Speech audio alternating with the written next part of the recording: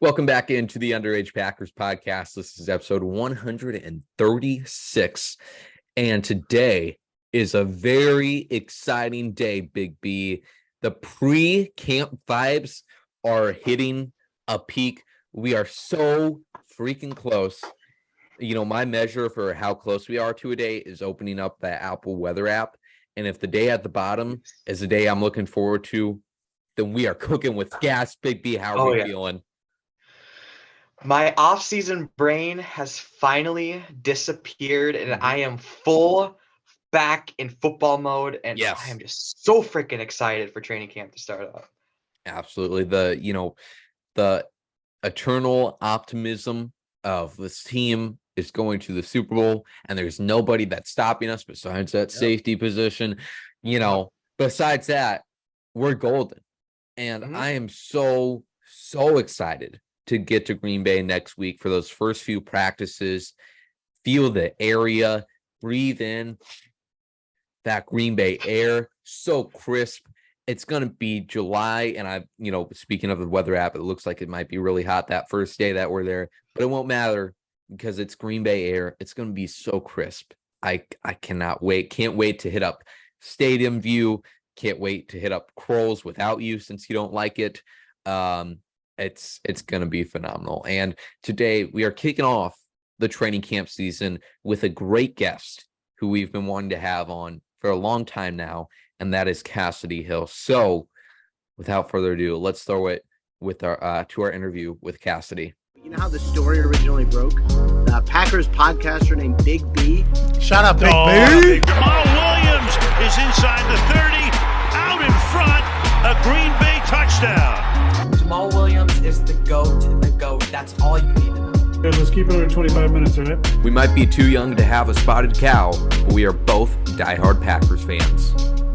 We are now joined by Kassidy Hill, who covers the Packers for the Green Bay Press Gazette. Kassidy, thank you so much for joining us today. It's been a long time coming. Yeah, of course, guys. Thanks so much for having me. Yeah, I've been waiting on this invitation. Absolutely. We have to have a great guest for our training camp preview every year. It's probably one of our most anticipated episodes, at least for me and Big B. So very excited to be kicking this season off with you. No pressure. Now, before we get into anything with the Packers, really, I just want to hear kind of about your career because as your accent gives away, you are not from the Green Bay area. It sounds a little different. You know what's so fun too is I always think that I don't have it really anymore, and I think it only comes out when I talk to my family, and I do something like I don't know, go through the Culver's drive-through, and I can literally just say thank you, and they're like, "Where are you from?" Without fail, every single time. So yes, I am from Alabama, born and raised. Love being from Alabama, the epicenter of college football. So I really had no choice but to fall in love with the sport. I grew up an Auburn fan. I went to Alabama and was a disappointment to my entire family. And my grandma made sure to actually tell me this a week ago. So when I went to college, she made me sign a contract that said I would not betray my loyalty and love for Auburn. Oh my. And she told me last week that she still has it in her Bible, which is a very Southern grandma place to put it. Yeah. She stuck it right in her Bible. So I went to Alabama, loved my time there at Alabama, got to cover a national championship. I mean, par for the course, got to go while you're there. It was so much fun. And then from there, I spent 10 years in Gainesville, Florida, covering the Gators and that entire sports department, which was also fun because that was an interesting time. It was like right post Tebow, where they were still good and expected to be good, but they took literally just waves like this of being good versus not. One year they'd go 11-2, and the next year they went 4-8. The next year they start off 7-1, and they're number 2 in the country, and then they lose the next 6. And it was and next year they with under Dan Mullen, they break every offensive record in college football, and then the next year he's fired at week 6. So I mean, it was always a journey. Tons of fun. Got to cover TJ Slayton since the time he was in high school. Wow. Actually, a lot of the SEC guys that are in the Packers locker room, I think I covered a lot of them in recruiting.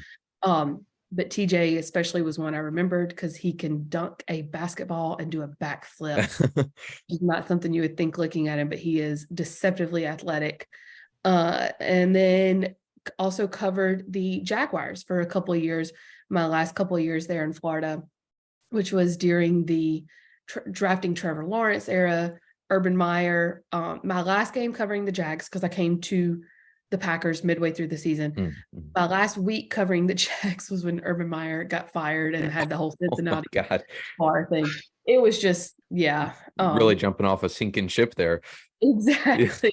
Well, I thought I was, and then I came to Green Bay, and my very, very first day on the job was the day Rodgers tested positive for COVID. Oh, wow. And so it was like thrown right into the fire. But very, very grateful to be here. I mean, when you tell people that you cover the Packers, everyone's response is automatically the same, wow, that's so cool. Like I grew up, and you inevitably get people who always tell you, I grew up watching the Packers, even if they don't consider themselves a Packers fan. Like, I mean, my granddad, that's who he watched when he was, in his early adult years for such a long time, because you had such few games on national television. To be on national television, you had to be an important team and an important game. So even back home in Alabama, there's so many people that are like, I grew up watching the Packers. That's so cool. I love reading about it. So it's been really fun to be here. Yeah, that's awesome. And we really appreciate you on the Green Bay beat. I mean, one thing that I really appreciate about what you do is the fact that you really understand the importance of connecting the players to the fans, and your content really reflects that. So you've done a great job this, year and a half or 2 years and a half now? Wes, who writes for the Packers, said something to me the other day. He said, well, you've been here, like 4 years now? I thought he was joking at first. And I was like, no, Wes. And he said, well, wait, how long have you been here? And I said, 1.5 years. He's like, no, you've been here longer than that. I was like, no, I really haven't. It just feels like a long time. But no, I really appreciate that. That's always my goal every time I step into the locker room, is how can I connect the fans to the players and the game they love? And what's the best way to go about that today? So I appreciate knowing that that's received. Of course. Even the like the silly videos, I think he had the locker room do the It's Corn song without them knowing, was very entertaining to watch that, for sure. That was I think that was the day I knew that they trusted me. That was the first time I was like, okay, they trust me, because I walked up to Jair and gave him no context. I literally just walk up, stuck a camera in his face and said, I need you to say the word knobs with as much feeling as you can. And he didn't question it, and he just did it. And so yeah, that was a lot of fun just to do something, because that's middle of training camp, doldrums, dog days of summer. You got to do something to lighten it up. Yeah, definitely. I mean, you have a entertaining group of players to work with, for sure. Probably one of the best in the league. A lot of young faces in there that will probably participate in that stuff more so than some old heads in the league. I hope so. Absolutely. So now let's get into this young Packers team, talking about the young nucleus first. I mean, the main guy all of the season, and especially starting off this training camp, is going to be Jordan Love, who finally has his time to shine. So Big B, I want to ask you first, what are you expecting, either if you want to give us stats or just the eye test of what you expect from Jordan Love in this season? Well, I'm going to go with stats since it's pretty fresh in my mind from the podcast I did recently. I'm going to go with 27 touchdowns, like 13 interceptions, and about 3,700 passing yards, just right around there. Okay. Yeah, that 3,500 to 4,000 passing yards seems about right. I'm really interested to see how he grows throughout the season, because even from what we saw in the preseason this past year to his limited playing time against Philadelphia, that was a lot of improvement, even though it was just 13 snaps against the Eagles. So I'm looking forward to him becoming more comfortable. That was the main thing I took away from that Philadelphia game. Became a lot more comfortable in the pocket, took some shots that he probably wouldn't have earlier on in his career, like that pass over the middle to Christian Watson. So hopefully that growth continues in his first year as a starter. Kassidy, what are you expecting, and really what have you seen from Jordan in OTA so far this year? Admittedly, my eyes popped at those numbers, but Big B, you're more plugged in than anybody, so I feel like I could see more touchdowns than interceptions, but I think that ratio will be a little bit closer. Mm-hmm. Just because what we have seen in training camp is, and stick with me because this is not a bad thing, is we've seen Jordan making mistakes. I say training camp, we haven't gotten into training camp yet. What we've seen so far is Jordan making mistakes, and that's a good thing because he appears infinitely more confident. Your trouble usually with a young quarterback is they make a mistake and they immediately get down on themselves and then they let it affect the next play. We haven't seen him doing that. And to your point, I think we even saw that that's the difference between Kansas City last year and Philadelphia this year. You know, Philadelphia were so few snaps, but he made the most of them. I mean, God, think about what it looks like if Aaron Jones catches that ball. Yeah. That's one of the prettiest balls he's thrown so far. Aaron Jones actually mentioned earlier this offseason that he thinks about that play almost every day because he knew Jordan put it exactly where it needed to be. It was an excellent throw. It was an excellent play call. If he calls it in, I think if he had hauled it in, that would have made it a 1-score game with like 6 or 7 minutes left in the game. Yeah. Enough time to do something. Or it wasn't a touchdown, but it would have put him like, knocking on the red zone. The point is, you see him getting more confident, and that's the biggest hurdle you usually have to face with a young quarterback. And so, I think if you go into this year without high expectations, it gives Jordan the chance to do a little bit more, which is better in the long run. You want to see him make those mistakes so he can figure out what he can get away with. You think about Trevor Lawrence's rookie year.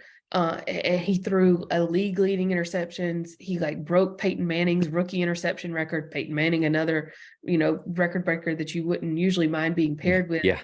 But he learned what he can get away with. And then Trevor Lawrence came back the next year and he knew where those windows were. He knew how fast they were closing. He knew how fast that safety was.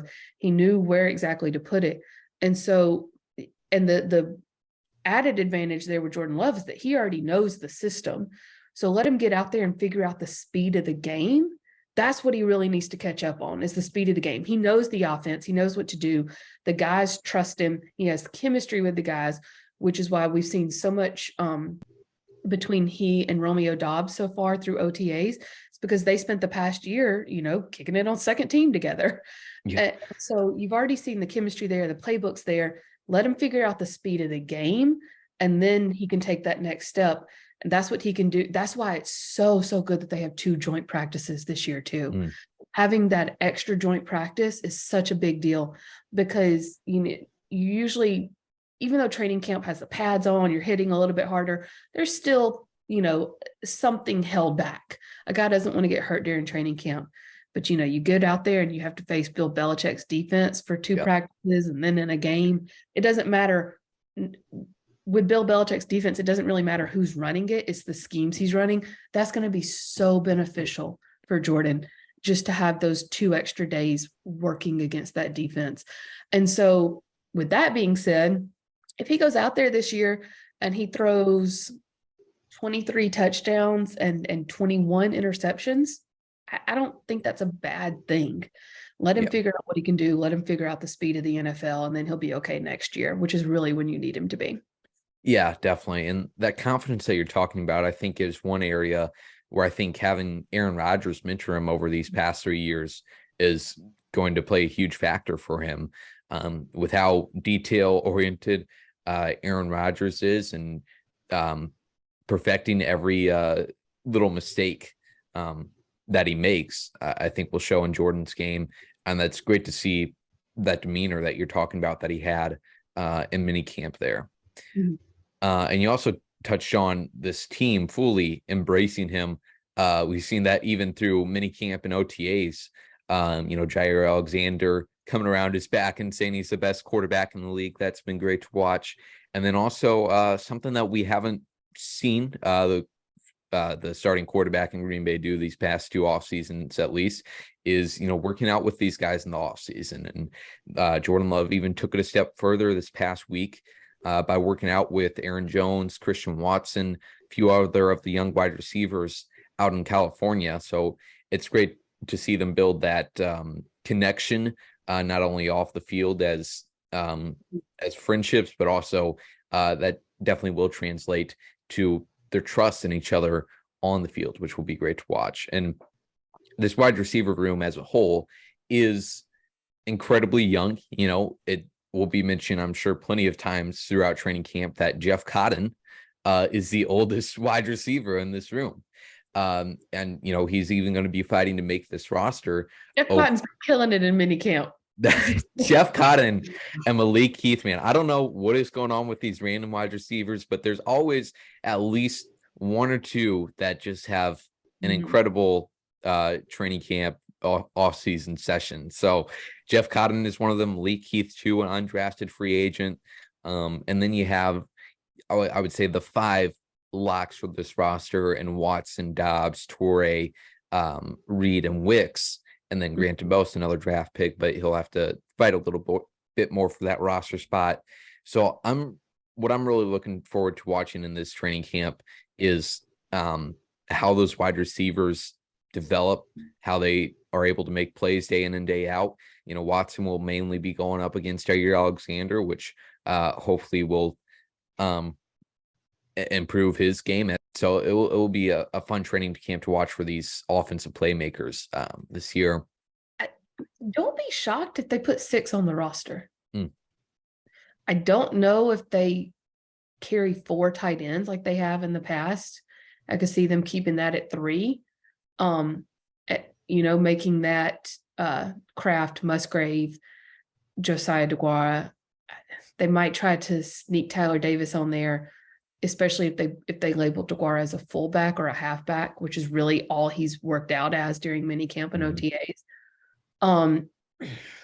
But I wouldn't be surprised if they try to carry 6, at least to start with, because there's so much unknown in that receiver group. The 5 that you mentioned are pretty much a lock. The Watson, Dobbs, Torrey leading the group there. If they do carry 6, Grant DeBose would usually be the next lock just because he was an actual draft pick, something that, we've heard Rodgers complain about before. But he has yet to practice. Like he's yet to step on the field to practice. And so that's a little concerning. If that's the case, could they try to sneak somebody but that being said, at the same time, Malik Heath being an undrafted free agent, they might think they could sneak him through to the practice squad. But he was a sneaky little grab as a free agent. Comes from Ole Miss. He knows he's speedy. He's got a big body, a big frame. He's really, really fun to watch on those sideline catches because he knows how to use his frame. He knows how to go over the shoulder. That was a sneaky little pickup, especially coming from Ole Miss, the repertoire he has just in his skill set. So if, especially having 2 joint practices, that's a lot more coaches and scouts' eyes on these guys. Do they maybe worry about sneaking him through and try to put him on the roster? I'm not saying it's going to happen. I just wouldn't be shocked. Yeah. Heath, Cotton both had phenomenal mini camps from what we heard. Yeah. And I think Cotton's a practice darling. Okay. I'm not to say he's not talented. I just think Malik Heath has a better chance of doing it in a game. Yeah, for sure. And you mentioned how many wide receivers they're going to keep and how this roster construction is going to work. Yesterday, I was looking at the wide receiver position and how many over these past few years that they've kept on this roster. And it's usually been 6. They kept 7, and I want to say 2019. And and Malik Taylor and Darius Shepard were 2 of those who were pretty much exclusively special teamers. And I think that will be the case again this year. Malik Heath is really going to have to continue to build those solid practices on top of each other. And if he can contribute on special teams too, that's going to be another feather in his cap to hopefully make this roster. So that wide receiver position is definitely going to be interesting group to watch throughout this preseason. Yeah. Got us off topic. Keep going. Okay. Now to some not so fun position groups. I want to hear your guys' biggest worry going into this training camp.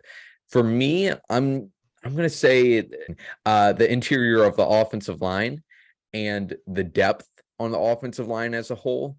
Because, looking at the roster right now, I think you have 5.5 good starters There and a lot of them are versatile pieces.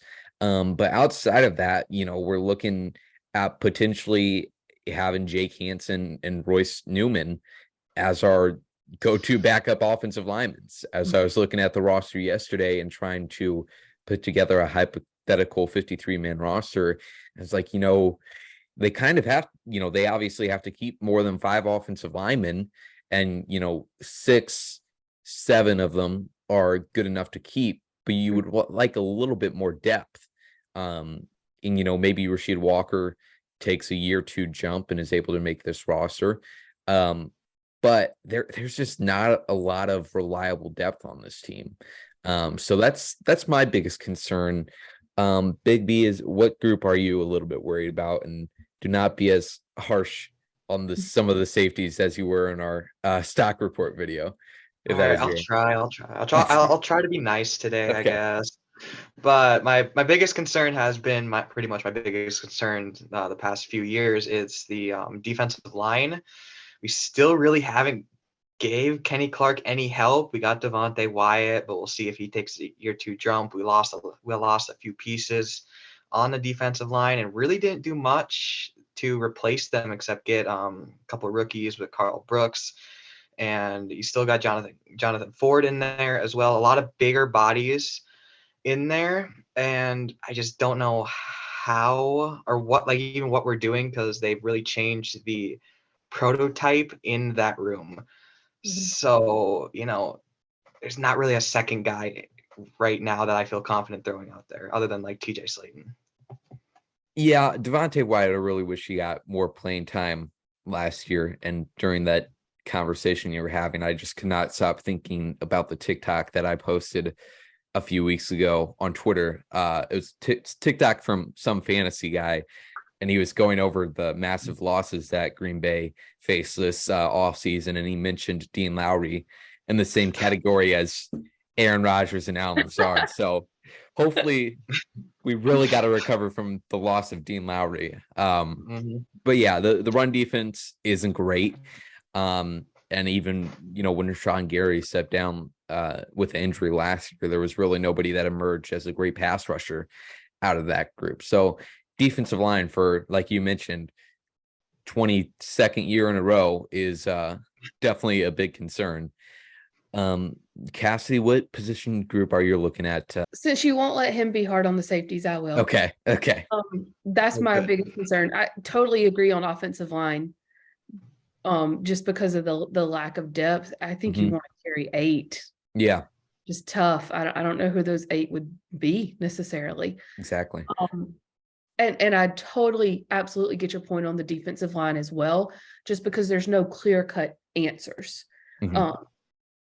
That being said, the defensive line doesn't worry me as much just because of who they've brought in for the edge. And you made a great point, Big B, about this defensive line, like it's getting a new identity. And it is. That's a little worrisome when you haven't seen it in action yet. But on paper, at least, I kind of like this new identity again, so to speak, that they're going towards, because I think you need it in today's NFL. I mean, I was just flipping through the schedule here and looking at Chicago Bears. They run an RPO heavy offense. Atlanta Falcons, they're going to run it with Ritter.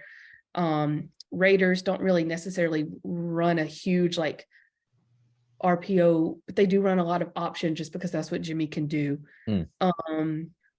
Pittsburgh Steelers, they're going to run an RPO heavy offense. Kansas City Chiefs, that's what Patrick Mahomes does. New York Giants, that's what Daniel Jones does. Carolina Panthers, they could be able to do that with Bryce Young a little bit, especially as he figures out more of the speed of the game. And you need speed on the edge to counteract that sort of offense, which is what the NFL has been going towards the past, I would say, 5, 6, 7 years. And I felt like the Packers defense had yet to catch up to it. And so it's a concern because you don't know for sure whether or not it's going to work, if they've got the right pieces in place. And it feels like right now they're taking all the defensive line and they're just kind of throwing it at a wall and seeing what sticks. Yeah. I feel like they've got the talent in the room to go that direction, which is what you really need to do in today's NFL. So that being said, the safety would be my biggest concern, because unlike the defensive line where they don't have answers, but they have the talent. I don't even know if they got the talent in the safety room. They have no answers or personnel. And you know, you're looking at somebody like Jonathan Owens and you're like, oh, you know, he like led the league or he was second in the league for tackles for safeties last year. He played behind the worst rushing defense in the NFL last year. He had opportunities. If he wasn't the best safety tackler in the league, I'd be concerned. And so I don't necessarily know if he's your answer. And selfishly, I want him to be because I want Simone Biles to be in Green Bay. Yeah. You know, I don't know if he's your answer. You know, does Darnell Savage have a complete bounce back or does he just have a small bounce back like he did last year versus the Vikings? You know, what do you do there, especially now that Keyshawn Nixon is going to pretty much be your nickel full time? You know, when Eric Stokes come back, I guess you could move Rasul back to nickel and Keyshawn back to safety if you had to, but I think they really, really like Keyshawn at nickel. I'd be a fan of putting Jair, Rasul, and Eric Stokes into a three-way rotation, which I know is like sacrilege to say, but you know, I think it could be interesting. I just don't know if they've got, and you've got Tavarius Moore, who came over from San Francisco, who's a good veteran. He's a good veteran in that he's not going to make mistakes, but I don't know if he's going to necessarily make game-changing plays either. Right. So I don't know if they even know what they're doing to safety. Yeah. So that would definitely be my biggest concern. Yeah. When we were in 2018 and we had a converted Tremont Williams and Kentrell Bryce as our two starting safeties, I didn't think it could get worse than that, but yeah. I think this is pretty much at that same level where we have Darnell Savage, who, I mean, wasn't even really used as a safety last year, if that makes sense. You know, he started the season at nickel. You're right. Right. So, and then he's our saving grace, I guess, our one constant. And honestly, he could even halfway throughout the season might not even still be starting at safety. So if your saving grace is a guy that was benched last year, then you've got yeah. Here's the upside of that, guys, or not the upside, the not detriment. You can win without a all-star safety group. If you're safe, if you've got the corners, which they have, if you've got the front seven, which I know is a question mark, but I think could be fine. If you've got the front seven, if you've got the corners, you just need your safety unit to not mess up. And that's it shouldn't be too tall of an ask to ask for an NFL group to just not mess up. Yeah, exactly. Just like my, flag football coaches tell you when you're playing safety, do not let anybody behind you. Just preach that same message. Yeah, exactly. So that safety group, along with wide receiver group, for different reasons, will be interesting to watch this year. Yeah, one player we had to mention was Anthony Johnson Jr., the 7th round draft pick. We'll see what he does out of Iowa State, obviously. But all those guys you mentioned, it's going to be who knows what happens, and it could be a week to week thing, really. But hopefully somebody emerges out of training camp as starting caliber, at least. One can hope. Absolutely. Now, I think that's all we got for as far as main Packers training camp stuff. Obviously, there's a lot more camp battles and stuff to talk about, and I'm sure Big B and I will talk about that some point before they first hit the practice field on July 26th. But we do also have a very important conversation to have here that we love to do with specific people who cover the Packers. It's an interesting crossover of interests and fandom. We did it with Nicole Minner, which, by the way, long live her reign in Green Bay. And then Rachel Hotmeyer, which same scenario with her, where we basically just matched Taylor Swift songs to Packers storylines. And this might seem ridiculous, but when you consider the fact that Aaron Rodgers is a big fan of Taylor Swift and specifically of her greatest album out there, folklore. Like, I do think, like, Aaron, part of the reason he's such a big fan of Taylor is the fact that she writes about a lot of the same emotions and feelings that Packers fans have gone through over this past decade. So we three have all come prepared. The last time we did this segment, Big B did not know a thing about Taylor Swift, but he is fully on board now, and I hope he has come prepared with songs today. So let's get right into this. So my first choice is one that I'm very proud of. I'm going to say a great song of her off of another great album, 1989, with New Romantics.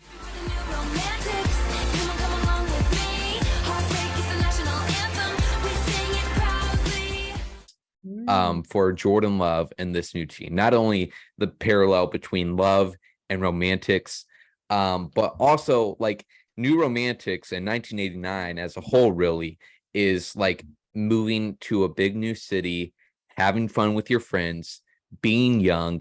One of my favorite lyrics in that song is, "We play dumb, but we know exactly what we're doing." So, this Packers team is having a lot of fun, but they know exactly what they're doing.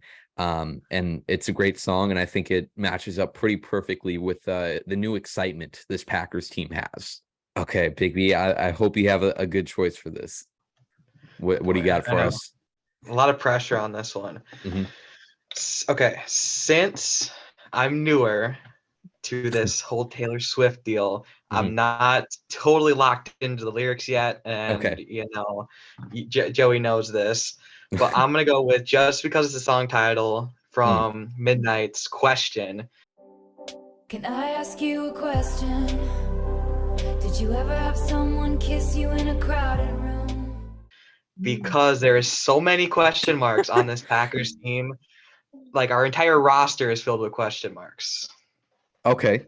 I see. I don't think, honestly, like, even after having that song for like 9 months now, I really don't understand the deeper levels of that song besides kissing somebody in a crowded room and then your friends clapping for you.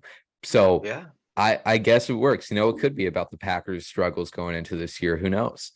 Yeah. Pretty wrong boy. I mean, you could make that work. Yeah, definitely. Yeah. Okay, Kassidy, what do you have for us? Okay, so since you told me we were doing this, I've thought of little else.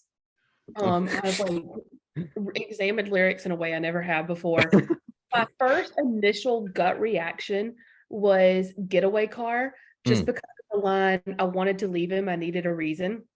But then I was like, that song's also more about like getting into a relationship that is doomed, just simply to get one. And I don't think that the Packers think their relationship with Jordan Love is doomed. So I got rid of "Getaway Car." I got rid of that. Then the one that I really thought for a long time I was going to use, a classic, or I say classic, it's only been out for a year, from the Vault. I was going to go with "I Bet You Think About Me." And that one was one I was really, really excited about. I mean, the very first verse starts off with, "You're in your new city that's better than mine." And I feel like it was the Packers talking to Aaron Rodgers, because even though the Packers are the ones that facilitated the breakup, so to speak, this offseason, it came about because of the past 2 to 3 years with Rodgers. Right. And different things he wanted, different things he asked for that weren't going to happen. And so it was like, okay, fine, you go to your new city that's better than mine. You get everything you asked for, but I bet you're going to think about me. I really cracked up at the line where she calls him Mr. Superior Thinking, which I felt like did a little too well. Yeah. And that one was also funny because, I mean, so many lines in the song fit well with the Packers and Rodgers. Like, she talks about, you grew up in California. I grew up on a farm. That's right. For Rodgers in Green Bay. But the funniest part about that one to me was the fact that we know Aaron Rodgers is such a big Taylor Swift fan now. He got to meet her recently at a concert. He got to meet her because he was there with Miles and Kaylee Taylor. Miles and Kaylee Taylor, no Taylor Swift, because they were in the music video. Yeah. I Bet You Think About Me. Wow. That's a great connection there. Right. But at the end of the day, the Packers are entering their, pardon the pun, but it has to be done, lover era. Yep. And so then I was like, well, you got to go with just the Lover single. It's about a whole new relationship, but you're figuring things out together. You can kind of make your own rules because you're not having to listen to anyone else now, which I thought was fitting. However, guys, Taylor Swift herself told us before you enter your Lover era, because as much as you want to focus on the future, this offseason is still about transitioning from Aaron Rodgers to Jordan Love. Yep. Before you enter your Lover era, track 1 on the album tells us you have to forget the other person existed. And so at the end of the day, the song I'm going to go with for the off season, it may change during the season, but for current Packer storylines is I Forgot That You Existed. I forgot that you existed. And I thought that it would kill me, but it didn't. Okay. I think is also fitting because in the chorus it talks about it was so nice, so peaceful and quiet. And once Rodgers went to New York, this is, I feel like, the quietest I've had in a while. And then she ends the chorus with just arguably the most petty line she's ever written. It isn't love, it isn't hate, it's just indifference. Packers no longer love Rodgers, but they don't hate him for all he did. It's just indifference, which, knowing what I know of Aaron Rodgers and the time I spent around him, is the worst thing you could tell him. Oh, man. I forgot that you existed. Those are so many great ones. I Forgot That You Existed is one that was not even on my radar for the segment, but it works so incredibly well too. Especially, I was very close to actually picking that one, by the way. Okay. So I actually feel pretty good about myself. You're justified. Yeah. And now they forget he existed, and now they can move into their Lover era. Exactly. Okay, so many great choices. If you haven't listened to Taylor's whole discography through the lens of the Packers, I highly encourage you to do it. That was a phenomenal time. I love every time we do this. And you're our only, after Nicole and Rachel left now, like, I think, are there any other Swifties covering the Packers at this point? We're working on Adriana Torres. Okay. We're getting her there. My colleague Ryan Wood, I've been making him listen to a little more. His girlfriend has helped with that. Ryan Wing of Fox 11 is a huge and wow. Okay. He went to the concert in Minneapolis. Oh, yes, he did. Yeah. Yeah. I want to say he went to that one. And I'm trying to think of who else we've got. There's some sneaky ones in there. I'm thinking about, like, when we go to Chicago, that's probably going to be like a road trip, a day trip. Once I get Pete Doherty in the car, just like forcing him to listen to it. Oh my God. That is Pete and Tom being forced to listen to Taylor Swift. It's so funny though. Like, Spoon would not complain. He would just like, whenever we drive to the combine every year, Spoon lets me play whatever I want, and he never once complained. But like, I can see it on his face when he's like, "Really? Can we please skip ahead?" He complained. But I'm gonna make him push through until he realizes the genius and the artistry of what he's listening to. That's phenomenal. I've loved this movement. One of my favorite podcasts that I listen to is Every Single Album with Nora Princiati and Nathan Hubbard. So good. Yes, it's whenever they drop their episodes on Wednesdays, it's my favorite part of the week. But they talk about this movement going on of men like realizing and appreciating Taylor Swift, because I think for a lot of them that are still stuck in their like 2014 tropes of her, of, oh, she just has so many ex-boyfriends and that's all that her songs are about. They've heard the worst 5% of her discography and that's it. Like, the main big singles, I like them, but I Knew You Were Trouble, Shake It Off are not her best songwriting at all. So they're catchy for the radio, but you're right, they're not indicative of what she can do. Exactly. So I'm loving this movement that is going on right now. Although, for sure. The other day, this is just a side note, I heard a TikTok where she played it was one of the leaked audios. I say leaked, she leaked it herself. It was like the audio of her playing the song for the first time, like over a voice memo and sending it to the producer. And Shake It Off was just her singing it acoustic. Yes, yeah. It's fantastic. Yes. Acoustic, and completely changes the tone of the song.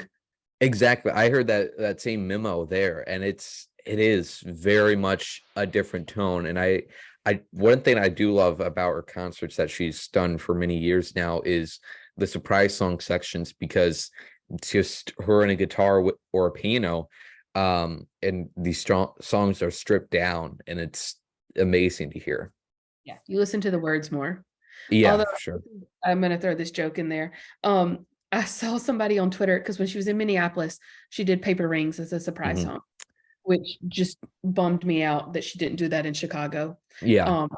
If she had done Getaway Car, I Bet You Think About Me, Death by a Thousand Cuts, Paper Rings, I would have just ascended. She had already done most of them, but she did Paper Rings in Minneapolis, and I saw somebody joke like fitting that she did that there because that's That was me, I think. really okay. Yeah, somebody else might have done the joke, but I That was a made the good same joke, thing. whoever Thank made it. you. I was like, this is for such a niche audience, and I was just glad that 100 people liked it. I was like, that's phenomenal. Okay, I didn't remember it was you, but it legitimately made me laugh out loud. It's amazing. Well, I hope we get to have another conversation like this sometime in the future. But Kassidy, thank you so much for joining us today. Of course, thanks so much, guys. I enjoyed it. All right, that was such an amazing time with Kassidy. I think after the episode, we had just as long as a talk with her about Taylor Swift and the Packers too, which was phenomenal as well. So Kassidy brought up so many great points about this team. Her insight was amazing. Make sure you follow her on Twitter if you aren't already. Obviously she writes stuff up for the Green Bay Press Gazette, but also a co-host of the Green 19 podcast with two friends of the show, Ryan Wood and Spoon, which are both great. And then her Twitter is the place to be at because she has a lot of original content on there as well. So cannot thank Kassidy enough for joining us on this training camp preview. Now, Big B, speaking of this training camp that we were talking about here, getting the pre-camp thermometer out at the start of this episode, I want to hear the 3 places in Green Bay you are most looking forward to once we touch ground, even though we're driving next Wednesday. Oh boy, does this count like Lambo or? I think that's fair. just... Yeah, any Okay. and everything. Okay, so I'm gonna say, actually, wait, well, we'll see where this lands, but definitely Lambo on Monday Mhm. for the shareholders meeting. Okay, I I'm going forgot back you're to the saying 2 shareholders extra days. meeting. Yep. Yes, so I'll be there Monday and Tuesday before you get there, and I'm going to the shareholders meeting, and then on Tuesday I'm going to take a tour of UW Green Bay for There you potentially go. going to college there. So I'm super excited to go there, and then, man, I want to hit up a record shop in Green Bay, see what they have there. That's another spot I want to hit up, and I'll go with one more with go maybe Hagemeister Park. I want to go there. Okay. Too. They got really good food. Okay, perfect. I'm going to say number 1 for me is those benches in Ray Nitschke Field. You got some old lady in front of you. You got, some mom that's just trying to figure it out by bringing her kids to a 90-degree practice, and they got snacks in their bag and everything. Yep. You got some great guy next to you who lives in Ashwaubenon, been a Packer fan since 1963, back when Bart Starr was playing. I cannot wait to be sitting down on those Ray Nitschke bleachers. And second up for me, Lambeau Field, but also included in that is the Packers Pro Shop. I mean, it feels kind of stupid to say, but it almost feels like you're walking into a mini Hall of Fame when you walk into that place. Yeah. I don't even know how to describe it. It's an electric feeling for just a store. It's awesome. I just remembered last night, like I was looking on the Packer Pro Shop and I was like, shoot, I get to go to there just next week. So very excited for that. Excited to be in the Lambeau Field atrium. And then finally, just all the restaurants, but specifically I'll pick out Stadium View because, getting a good outdoor table there, sitting on that patio there, hopefully having some fun out there at Stadium View. So like I said, we'll be in Green Bay just next week. First 3 practices, 26th, 27th, and then the 29th, 29th, that's right. So very excited to be there. We'll be bringing you content from there. Maybe not as electric as our cheese curd tasting video that we did last year, but we'll see. We'll see what ideas come to our mind. So Yeah, never know. yeah, exactly. With that being said, we thank you so much for tuning into this training camp preview episode with Kassidy Hill. And we'll talk to you at training camp, I guess. As always, go Pack, go.